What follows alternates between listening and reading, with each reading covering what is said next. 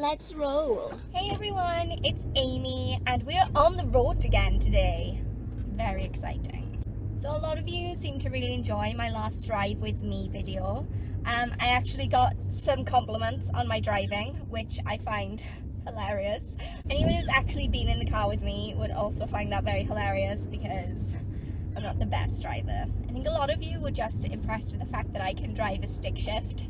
But that's not very impressive in the UK, that's just pretty standard. So I just had a meeting and now I am heading home. It is such a beautiful day, but also that means there might be some glare issues with the camera, so sorry if that happens. Screw it, I'm gonna go this way. Rebel. So we're just gonna have a drive, have a chat, you know, try not to crash. Very easygoing, casual.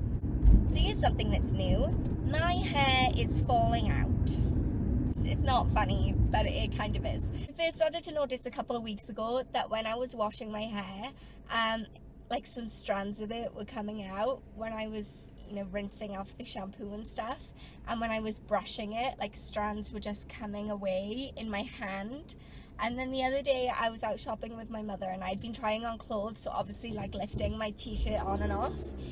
And we were just walking back to the car and she just looked at the back of my t-shirt and she was like, your hair is falling out. As if I don't have enough hair issues in my life.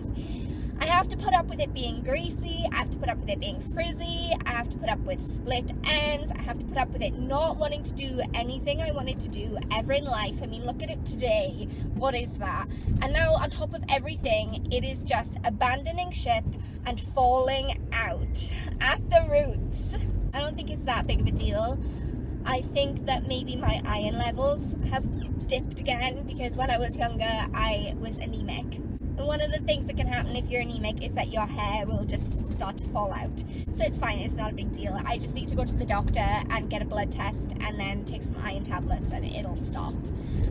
I just need to actually stop being so lazy and get to see the doctor before I'm officially bald. Like, I don't know, but I think I probably go to the doctors more often than the average person. Probably much more often. I always seem to have something going on. I can't just be continuously healthy for a decent spell of time. There's always something. But usually I'm not very good at actually getting to go and see the doctor. Like, really, I should have booked in to see a doctor about 2 weeks ago when I first noticed my hair was falling out. Like, that would have been ideal, but I tend to just put it off.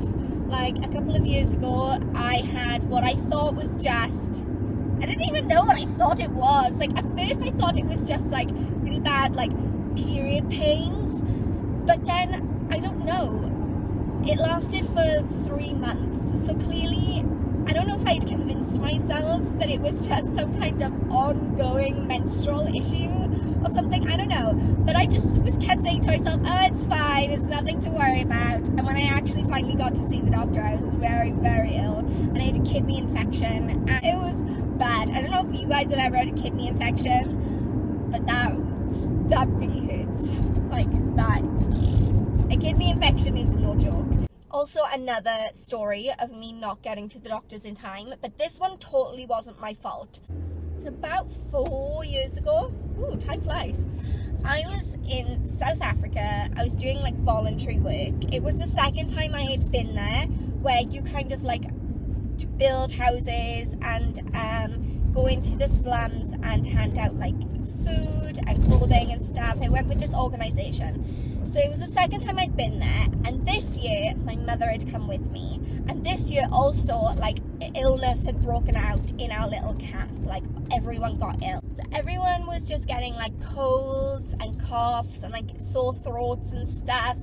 People just were not well. I went to a restaurant one day as a treat and I was not feeling good. Like, I was really, really not okay. And I ended up being sick into an empty cocktail glass that was on our table because I couldn't make it to the bathroom in time to be sick. And it was just so vile. And like the waiter came over and like looked and took it away and I was like, I'm so sorry. awful. So I was really, really ill. I was being sick. I had like a really sore throat. I was sleeping all the time, and my chest was really bad.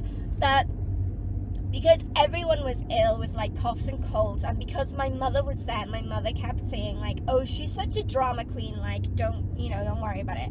And that is true. Generally speaking, I am a drama queen, and if I have a cold, then I'm gonna feel really sorry for myself. Like, oh, woe is me, I have a cold and I can't breathe through my nose and I would need to cough all the time. Like, that's me. But I was like, Mom, no, you don't understand. This is not right. I am vomiting profusely. I can't sleep because my chest hurts so much. This is not a cold. Well, this went on for pretty much the full 10 or 11 days that I was there. And then on the very last night, I finally like hit a brick wall of pain and suffering. I've never felt that bad in my life. I genuinely thought I was going to die in that camp on the outskirts of Johannesburg, sleeping in a shipping container. Because I did not mention to you that while I was there, we were sleeping in a shipping container. This was in the South African late autumn going on to winter. People think that Africa is warm. You people are wrong, because in South Africa, in their winter, is very, very cold. And you do not want to be sleeping in a shipping container. I can tell you that much. So on that night when I genuinely thought that I was going to die, and I was like seeing the white light and like God's voice was calling me, I eventually persuaded someone, I need to get to the hospital. So eventually I got to the hospital, and it turns out that I had pneumonia. And all this time, my mother had been saying to me, Amy, stop being so dramatic, take another Lemsip. Oh, and then like as if that wasn't bad enough, we got out of the hospital, and it was the middle of the night. I was with this guy who was driving, and I had to get into the back of a pickup truck to be driven to the pharmacy, and basically passed out to the back of a pickup truck. Like, it was just such a, looking back, it was just such a bizarre scenario. There I was with pneumonia, passed out to the back of a pickup truck, like midnight in South Africa, being driven around by this guy I don't even know, trying to find some drugs. I don't know. It was very strange. Now we look back on it and laugh. Well, I look back on it and laugh. My mother doesn't. She feels like horribly guilty about it. And actually, I've been told off for telling that story too much. But I think it is such a great, like, cocktail party story. Like, because it makes me sound like really well-traveled and adventurous. Like, yeah, this one time I was living in a slum in South Africa and I got pneumonia. It makes me sound way cooler than I actually am. I know who this woman is. She's parked up on my drive. I suppose the moral of this story is don't procrastinate when it comes to seeking out medical advice. Yeah, I'm going to put that on my list of things to do, is to wake up tomorrow and go see the doctor. Because otherwise I'm really afraid that I'm actually going to be bald. Because if the rate is falling out, I mean, it's just no good. Okay, so I'm home. Had some anecdotes. It was fun. Definitely distracted me from how boring driving is. So that was good. Remember, if you like these drive with me videos, then let me know. Because I don't want to make videos that you guys don't like. Okay, so I'm gonna get out now because I always do this where I just sit in the car talking at my phone and people think that I'm an actual lunatic. So I'm gonna get out. But thank you guys very much for watching, and I'll see you next time. Bye!